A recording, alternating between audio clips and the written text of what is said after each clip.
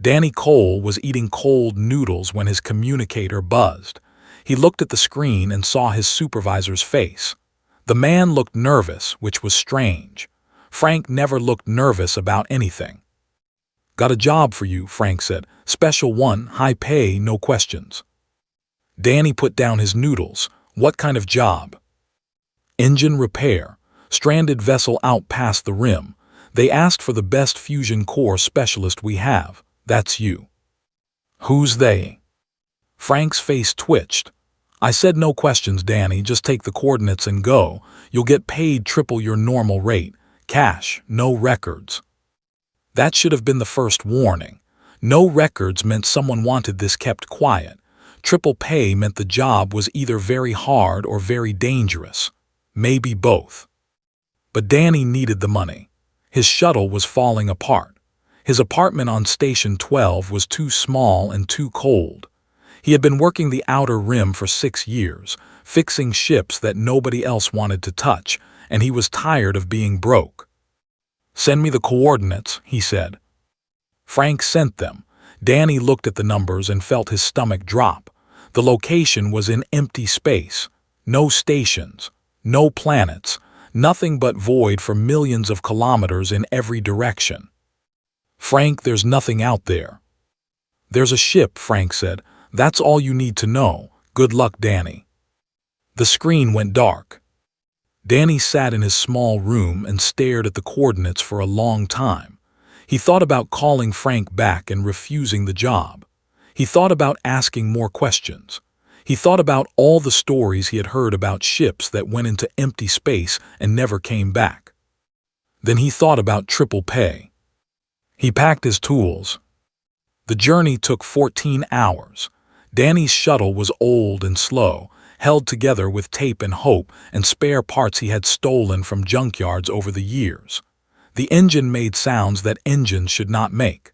The life support system worked only when it felt like working. The navigation computer crashed 3 times during the trip. But Danny knew his shuttle. He knew every broken wire and every weak seal. He had rebuilt this machine with his own hands more times than he could count. It would get him there. When he finally arrived at the coordinates, he saw nothing at first, just stars and darkness and the endless empty of space. He checked his instruments. He was in the right place. Then the ship appeared. It came out of nowhere, like it had been hiding in a fold of space itself. One moment there was nothing. The next moment there was a vessel so large that Danny's mind struggled to understand what he was seeing. The ship was massive. It stretched across his entire viewing window and kept going. Danny's shuttle could have fit inside it 1,000 times. The hull was made of something that looked like metal but moved like liquid. Colors shifted across its surface in patterns that made his eyes hurt. Strange symbols glowed along its length, pulsing with light that seemed to come from inside the material itself. This was not a human ship. Danny had heard rumors about alien life. Everyone had. There were stories about strange signals from distant stars, about ships that moved in ways physics did not allow, about beings that watched humanity from the shadows of the galaxy. But those were just stories. Humanity had been traveling the stars for 200 years and had never found proof of anything out there. Now Danny was looking at proof.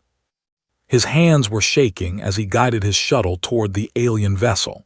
He expected to be destroyed at any moment. He expected weapons to fire and reduce him to atoms. He expected something to reach out from that impossible ship and end his small human life. Instead, a section of the hull opened. Light poured out, warm and golden. A docking bay appeared, empty and waiting. They were inviting him in. Danny thought about turning around. He thought about running back to Station 12 and pretending this had never happened. He thought about all the things that could go wrong when a human walked into an alien ship alone. Then he thought about his empty bank account. "Here goes nothing," he said to himself. He flew into the docking bay. The moment his shuttle touched down, he felt something change. The air inside the bay was different. It smelled like copper and honey and something else he had no name for. The gravity was slightly wrong, pulling at him from an angle that made his balance feel off. Sounds echoed strangely, as if the walls were breathing. Danny grabbed his toolbox and opened the shuttle door. The docking bay was enormous. It could have held 100 human ships with room to spare.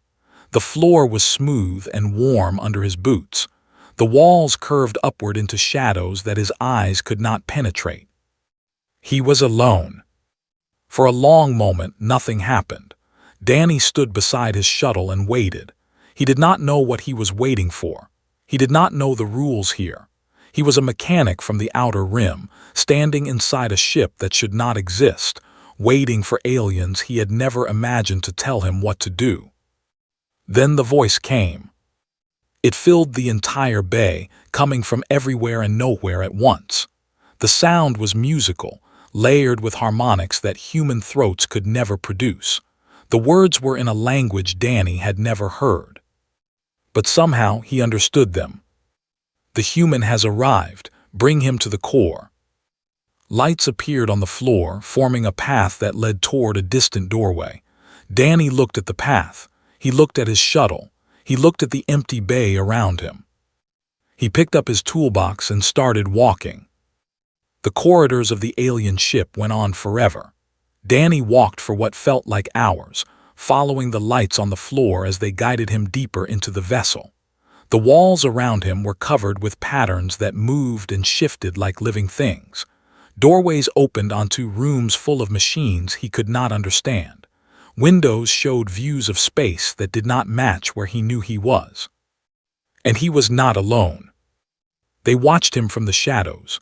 He caught glimpses of them as he walked. Some had too many legs.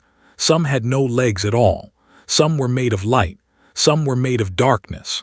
All of them had eyes, and all of those eyes followed the small human as he walked through their ship with his toolbox in his hand.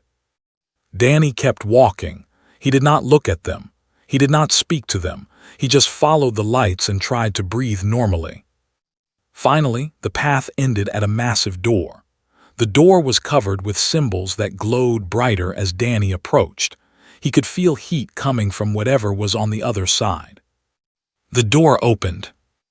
Danny looked at what waited for him and realized that his life would never be the same. The chamber beyond the door was bigger than any space Danny had ever seen. It stretched so far that he could not see the walls. The ceiling rose so high that it disappeared into a soft, golden mist. The floor was made of something that looked like glass but felt like stone under his boots. And it was full of creatures. They stood in rows on either side of a long path that led toward something in the distance. There were hundreds of them, maybe thousands. No two looked the same. Some were tall and thin, with skin that changed color as Danny watched. Some were short and heavy, covered in what might have been fur or might have been feathers. Some floated in the air without wings. Some crawled on surfaces that should not have supported their weight. All of them watched Danny with silent attention as he walked past. He kept his eyes forward. He kept his grip tight on his toolbox. He kept putting one foot in front of the other, even though every part of his brain was screaming at him to run. At the end of the path, there was a throne. It rose from the floor like a frozen wave, made of crystal that pulsed with inner light. The crystal was alive. Danny could see it growing and changing even as he watched, forming new shapes and new patterns in a dance that had no end. And on the throne sat the queen. Danny stopped walking. He stopped breathing. He stopped thinking. He just stared. She was beautiful and terrible in ways that human words could not describe. Her form shifted as he watched, sometimes looking almost human, sometimes looking like nothing he had ever seen. Her skin was the color of deep space, scattered with points of light that might have been stars. Her hands were long and elegant, with too many fingers that moved like water. Her face was a work of art, perfect and cold and ancient beyond imagination. But her eyes were the worst part. They were violet, deep and endless, and when Danny looked into them, he felt like he was falling into forever. There were galaxies in those eyes. There were births and deaths of stars. There were secrets that humanity would never understand. She smiled at him, and Danny felt his knees go weak. "Welcome, small one," she said. Her voice was like music played on instruments that did not exist. "I am keeper of the void throne, sovereign of the dominion. You stand in my court, aboard my flagship at the heart of my empire." Danny opened his mouth. Nothing came out. Laughed. The sound echoed through the chamber, and all the creatures around them lowered their heads in response. "You are afraid," she said. "That is wise. Your species is young. You have only been among the stars for a moment. You do not know the powers that move through this galaxy. You do not know the wars that have been fought, the empires that have risen and fallen, the ages that have passed while your kind was still learning to walk upright." She rose from her throne. Even standing, her form continued to shift and change. She was taller than Danny by at least 2 heads. She moved toward him with a grace that made gravity seem optional. "But I did not bring you here to frighten you," she said. "I brought you here because I need something that you have." Danny finally found his voice. It came out rough and small. "What could you possibly need from me?" Stopped in front of him. Those galaxy eyes looked down at him with something that might have been amusement or might have been respect. It was hard to tell with a face that kept changing. "My ship is dying," she said. The words hit Danny like a physical blow. He looked around the chamber, at all the creatures watching, at all the power and glory on display. This was a civilization that had conquered 1,000 worlds. This was a queen who ruled an empire that spanned the galaxy, and her ship was dying. "The fusion core at the heart of this vessel has failed," continued. "It is a technology older than your sun, built by minds far greater than any that exist today. My engineers have tried everything. They have searched our libraries, consulted our oldest records, applied knowledge gathered over millions of years. Nothing works. The core continues to fail. In a matter of days, this ship will go dark. In a matter of weeks, it will become a tomb." "Why me?" Danny asked. "I'm just a mechanic. I fix broken engines on cargo ships. I'm nobody." "You are human," said, "and humans are interesting." She waved one of her many-fingered hands, and images appeared in the air around them. Danny saw human ships, battered and broken and held together with desperation. He saw human mechanics working miracles with tools that should not have been enough. He saw engines that should have been dead roaring back to life under human hands. "Your species builds poorly," said. "Your technology is crude. Your understanding of the universe is limited, but you have something that we lack. You refuse to accept failure. You look at broken things and you fix them, even when logic says they cannot be fixed. You find ways where there are no ways." She leaned closer to Danny. Her eyes filled his vision. "My engineers are brilliant. They understand technology that your species will not discover for 1,000,000 years, but they cannot think like you do. They cannot imagine solutions that should not work. They cannot be creative in the face of the impossible." Danny looked at her. He looked at his toolbox. He looked at the ancient and powerful beings all around him. "You want me to fix your ship?" he said. "Yes. A ship built by aliens millions of years ago, using technology I've never seen, based on principles I probably can't even understand." "Yes. And your own engineers, with all their knowledge and experience, couldn't do it." "Correct." Danny should have said no. He should have admitted that this was beyond him. He should have asked them to send him home and find someone more qualified. Anyone would have been more qualified. But Danny had been fixing broken things his whole life. He had saved engines that everyone else had given up on. He had made impossible repairs in the dark of space with nothing but his hands and his stubborn refusal to quit. And somewhere deep inside him, a voice whispered that maybe, just maybe, he could do this. He adjusted his grip on his toolbox. "Okay," he said, "show me this engine of yours." Smiled. It was a terrifying smile, full of teeth that were too sharp and too many. But there was something else in it too, something that looked almost like hope. "Follow me, human," she said. "Let us see what you are made of." She turned and walked toward a doorway that appeared in the crystal wall. Danny followed her, leaving the court behind, walking deeper into the dying heart of an alien ship. He had no idea what he was getting into. But he was going to find out. The engine room was like nothing Danny had ever seen. It was a vast sphere, hanging in the center of the ship like a heart in a chest. Catwalks crossed the empty space in patterns that made his head hurt. Machines covered every surface, blinking and humming and doing things he could not begin to understand. And at the center of it all was the fusion core. It was beautiful. It was terrifying. It was a ball of contained fire, spinning slowly in a cage of energy fields, throwing off light in colors that Danny had no names for.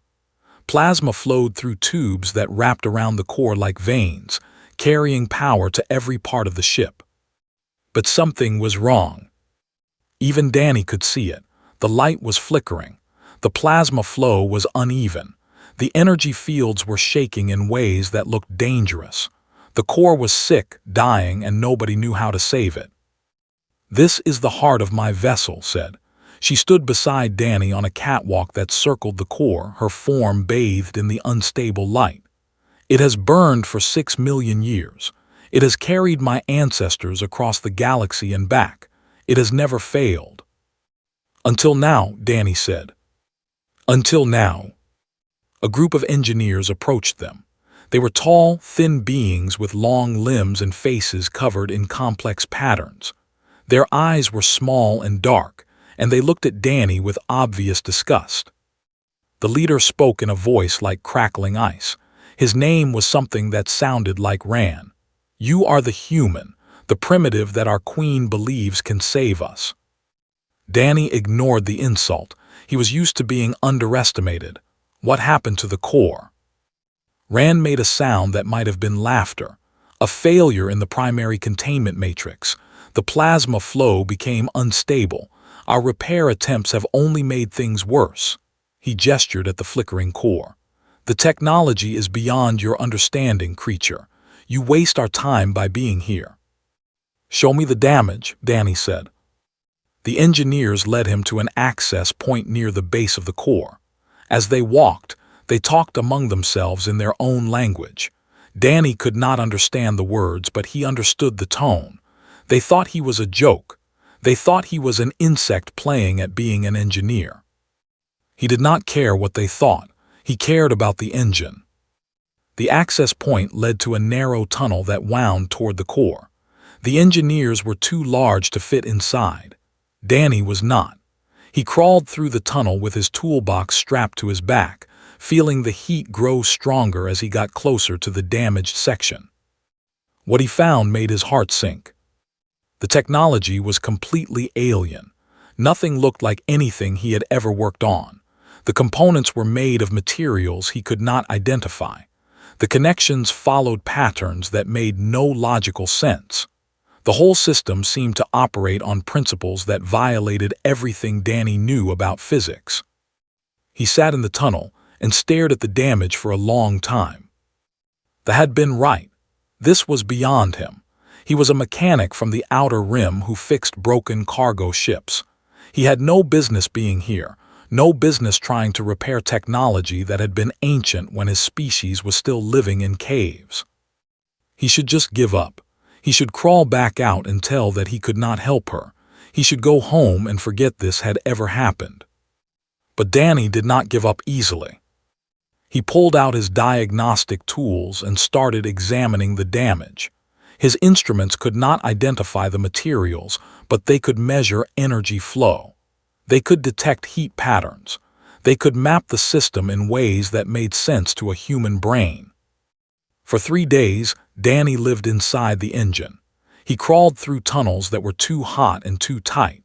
He traced power lines by hand, feeling the vibrations in the metal. He took apart components that the engineers told him were sacred and laid them out on the floor like puzzle pieces. The engineers watched him with growing anger. Rand sent messages to the Queen, demanding that the human be removed before he damaged things further. but refused. She told them to let Danny work. So Danny worked. He barely slept.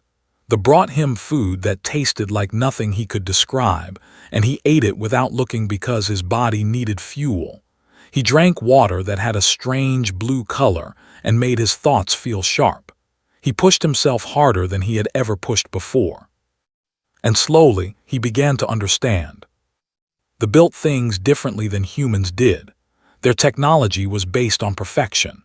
Every component was designed to work exactly as intended forever, without variation. There was no room for error because error was unthinkable. The systems were closed loops, beautiful and precise and absolutely rigid. That was the problem. When something in a perfect system broke, there was nowhere for the damage to go. There were no backup paths, no ways for the system to adapt. The original designers had never imagined that anything could go wrong, so they had not planned for it. Humans built differently. Human technology was messy. It was redundant. It expected failure and planned for it. When something broke on a human ship, there were backup systems, manual overrides, alternative pathways. The machines were not perfect, but they were flexible. They could take damage and keep running. Danny realized what he had to do. He could not fix the engine the way they had designed it. The damage was too deep, too fundamental, but he could change the engine. He could add human imperfection to alien perfection. He could create the flexibility that the original designers had never imagined.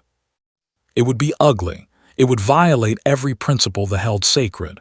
They would hate it. But it would work. Danny crawled out of the tunnel and found waiting for him. Her galaxy eyes studied his dirty face and exhausted body. "You have found something," she said. It was not a question. "I have," Danny said, "but you're not going to like it." "Tell me." Danny took a deep breath. "I need to break your engine. I need to tear out sections of it and replace them with human parts. I need to make it messy and imperfect and wrong by every standard your people have. And if I do that, if you let me do that, I can save it." Was silent for a long moment. Around her, the engineers made sounds of outrage. Rand stepped forward, his dark eyes blazing with fury. "This is madness," he said. "This creature wants to defile technology that has been sacred for millions of years. He wants to corrupt our legacy with his primitive foolishness. My queen, you cannot allow this." Raised one hand, Rand fell silent. "Do what you must," she said to Danny. "Save my ship." Danny nodded. He turned toward the engine, his toolbox in his hand. It was time to get to work. Danny started with his own shuttle. He went back to the docking bay and tore into the small ship that had carried him across the stars. He ripped out wiring. He pulled out backup power cells. He removed the manual override switches that he had installed himself years ago. He took everything that could be useful and carried it back to the engine room. They watched him with horror in their eyes. To them, Danny's shuttle was already primitive garbage. It was held together with tape and desperate hope. It was the product of a species that had barely learned to travel between stars. And now this human was taking parts from that garbage and bringing them to their sacred engine. Rand followed Danny like a shadow, watching every move he made. The engineer's disgust was clear on his face. He recorded everything, documenting what he called the human contamination for future study. Danny ignored him. He did not have time for anger or wounded pride. He had work to do. The first step was creating bypass circuits. The system had only one path for power flow. When that path was damaged, everything failed. Danny needed to create alternative routes, ways for energy to move around the broken sections instead of through them. He welded human wiring to alien components. The materials should not have worked together. The energy patterns were different. The connection points were wrong. The whole thing looked like a disaster waiting to happen. But Danny had been making impossible connections his whole life. He had fixed ships in junkyards with whatever parts he could find. He had made engines run on hope and stubbornness when logic said they should be dead. He knew how to make things work. The engineers argued constantly. They told him the bypass would not function. They told him the energy would not flow through human wiring. They told him he was wasting time that could be spent on real solutions. Danny kept working. He added manual override switches to critical systems that had never needed them. Their technology was designed to work perfectly forever without any need for human intervention. But perfect systems broke. When they broke, there was no way to control them. Now there would be. Danny installed backup power cells in sections of the engine that had never had backups. He created shutdowns that could cut power to damaged areas before the damage spread. He built redundancy into systems that had never known redundancy. The work was exhausting. Danny's hands bled from the sharp edges of alien metal. His back ached from crawling through tunnels that were not designed for human bodies. His eyes burned from staring at energy patterns that his brain struggled to understand. But he did not stop. On the fourth day of work, Rand confronted him directly. The engineer blocked Danny's path as he was carrying components to the next section of repairs. His dark eyes were filled with cold fury. His long fingers twitched at his sides. "You are defiling sacred technology," Rand said. "You are introducing imperfection into something that was designed by minds greater than yours could ever be. This is not repair. This is destruction." Danny looked at him. He was tired. He was dirty. He had not slept more than a few hours in days. He did not have patience for this. "Your perfect engine is dead," Danny said. "My imperfect one is going to run." He pushed past Rand and kept walking. The final repair was the most dangerous. Danny had to work on the containment field itself, the energy cage that held the fusion core in place. The field was unstable. If it failed completely while he was working, the core would explode. The explosion would destroy the ship and everything in it. Danny would have less than a second to react. He crawled into the access tunnel one more time. The heat was almost unbearable now. The core flickered and pulsed above him, throwing off waves of energy that made his skin tingle. One wrong move and he would be dead before he knew what happened. He worked slowly. He connected his bypass circuits to the containment field generators. He installed manual overrides that would let someone shut down sections of the field independently if needed. He added backup power cells that would keep the field running even if the main power failed. It took hours. Danny lost track of time. There was only the work, only the connections he needed to make, only the next step and the next step and the next. Finally, he was done. He crawled out of the tunnel and stood in the engine room. The engineers were gathered around him, their faces showing emotions he could not read. Was there too, her form flickering in the unstable light of the core. "It is finished," Danny said. "Will it work?" asked. Danny looked at the engine. He looked at the mess of human and alien technology that he had created. He looked at the jury-rigged connections and the backup systems and the manual overrides. "One way to find out," he said. He walked to the main control panel and found the activation switch he had installed. It was a simple human switch, pulled from his shuttle, connected to the most advanced technology in the galaxy. He threw the switch. Nothing happened. Then the engine coughed. It made a grinding sound that no engine should make. It whined and screamed and shook. The whole room trembled. The engineers stepped back, fear on their faces. Danny did not move. He watched the engine. He listened to its sounds. He had heard engines struggle before. He knew what a dying machine sounded like. This was not death. This was rebirth. The core stabilized. The plasma flow smoothed out. The containment field stopped flickering and held steady. Power surged through the backup circuits, through the bypasses, through the systems that Danny had rebuilt with his own hands. Lights came on throughout the ship. Systems that had been dark for weeks roared back to life. The great vessel shuddered as its drives activated for the first time in days. The engine was running. They stared in silence. Rand looked at the controls, at the readings, at the impossible evidence before his eyes. His face showed something that might have been shock or might have been shame. Danny picked up his toolbox. "Engine's fixed," he said. "Someone might want to tell the Queen." He turned and walked out of the engine room, leaving the stunned aliens behind him. He needed sleep. He needed food. He needed to wash the grease off his hands and the exhaustion from his bones. But first, he needed to find out if there was any way to get paid for this job. Danny slept for 12 hours. When he woke up, he found himself in a room he did not recognize. The walls curved gently overhead, glowing with soft light. The bed beneath him was made of something that felt like clouds. The air smelled clean and sweet. He sat up and found food waiting for him. Real food this time, not the strange alien nutrition he had been eating for days. There was bread and fruit and something that looked like meat. Beside the food was a basin of warm water and clean clothes. They were treating him like a guest now. He washed and ate and dressed in clothes that fit him perfectly, even though nobody had measured him. Then he waited. He knew someone would come for him soon.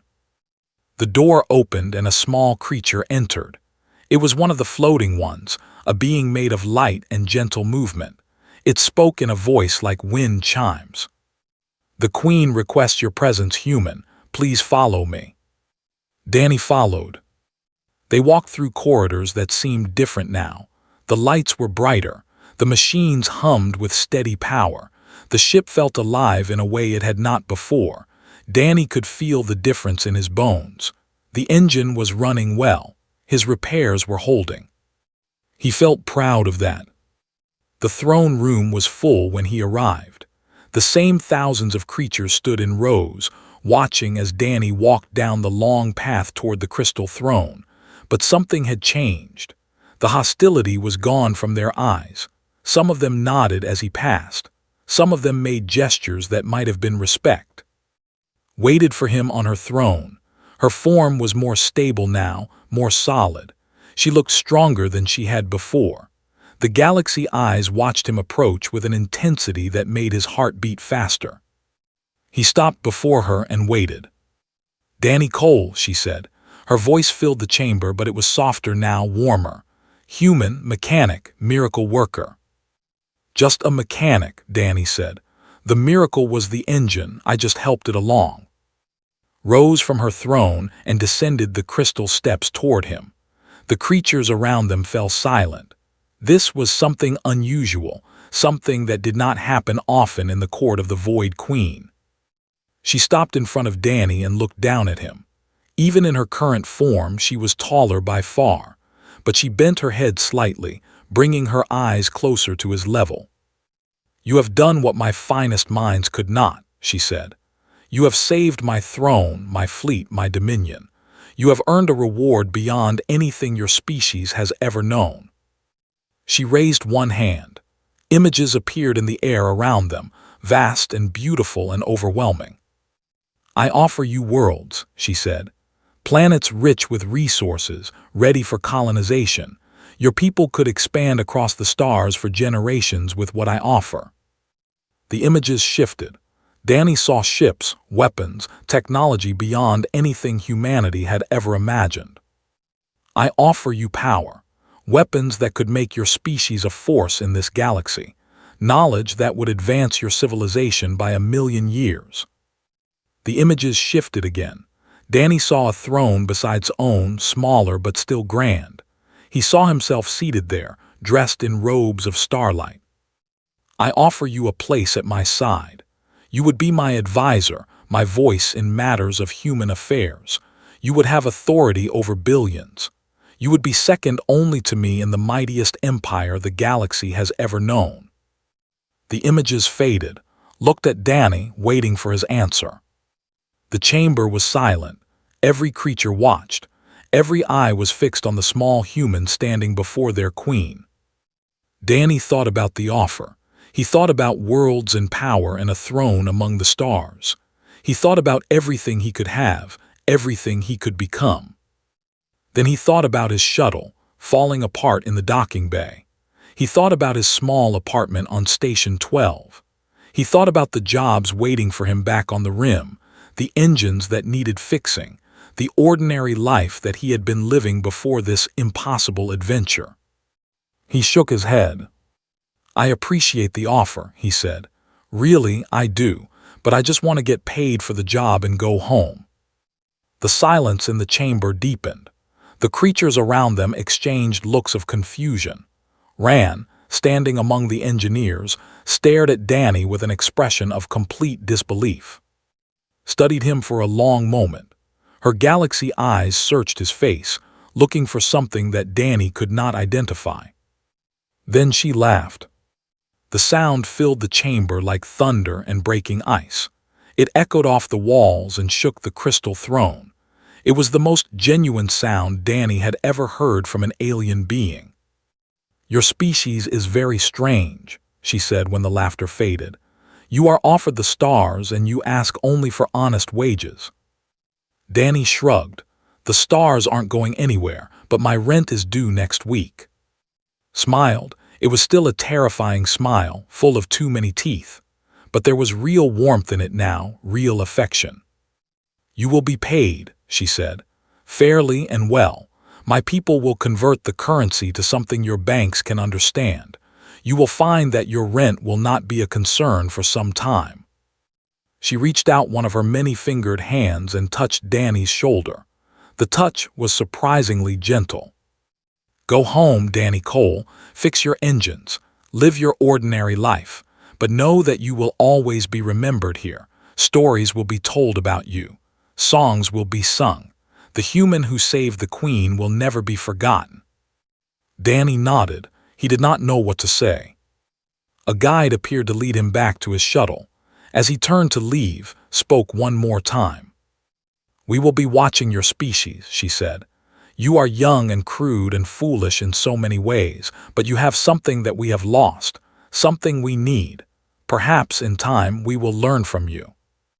Danny walked out of the throne room and did not look back. His shuttle was waiting for him, somehow repaired and improved during his sleep. The engines ran smooth and quiet. The life support worked perfectly. The navigation computer did not crash once during the journey home. When Danny arrived at Station 12, he found that his payment had already been deposited. The amount was enough to pay his rent for 100 years. It was enough to buy a new shuttle, a new apartment, a new life. But Danny did not change much. He kept his old apartment, though he made it warmer. He kept his old shuttle, though he added some new parts. He kept taking jobs on the rim, fixing engines that nobody else wanted to touch. And sometimes, late at night, he would look up at the stars and remember the alien queen with galaxies in her eyes. Years later, when they made first contact with humanity, the diplomats were confused to find that the most powerful empire in the galaxy already knew about them, already respected them, already told stories about a species that could fix anything, that refused to accept failure, that built hope out of scrap metal and stubbornness. And at the center of those stories was a mechanic with grease under his fingernails who had saved a queen and asked only for honest pay. Danny Cole never became famous among humans. He never told anyone what had really happened. He just kept working, kept fixing, kept living his quiet life among the stars. But somewhere in the void, in the heart of an empire that spanned the galaxy, they remembered him. They would always remember him.